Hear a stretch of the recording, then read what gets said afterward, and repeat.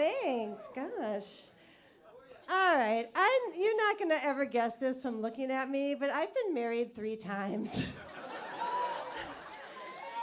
Yeah, that's not really the victory you might think it is. I'm at the point where I think if you're a guest at a wedding, before you hand over the gift, you should get to quiz the couple. Or at the very least, have them over for a game night, right? Because game night reveals a lot about a couple. There are 2 kinds of couples who walk into game night, right? The first kind, they're great. They've reached this kind of like long-term relationship mind meld. They're throwing clues at each other like, okay, it's that guy in that thing. Timothy Chalamet, yes. You know that woman, Marissa Tomei, yes.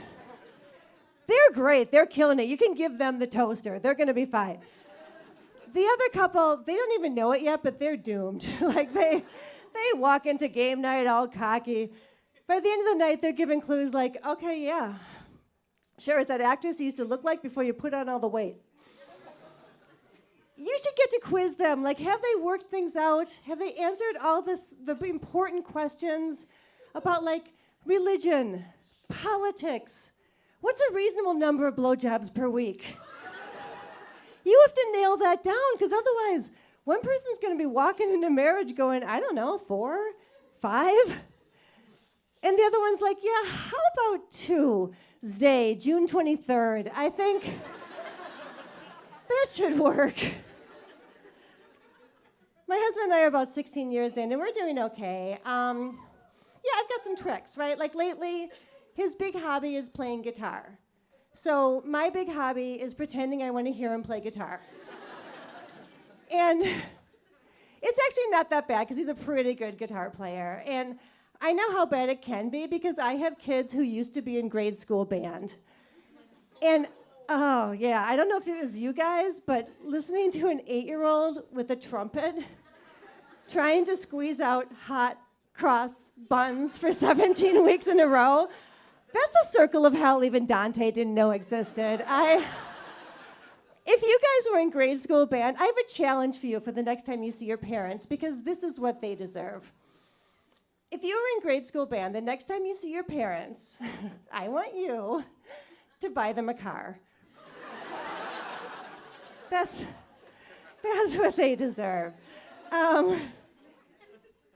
Back to romance tips, because I guess that's my strength, you know. I don't mean to brag or anything, I'm something of an expert.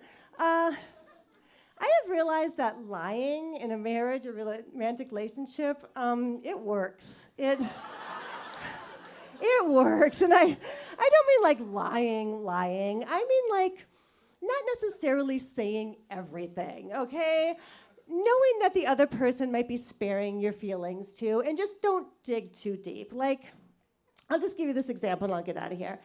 My husband was trying to describe someone to me. I figured out who he was talking about, and I was like, okay, you mean Sarah with the dark hair? She's really beautiful?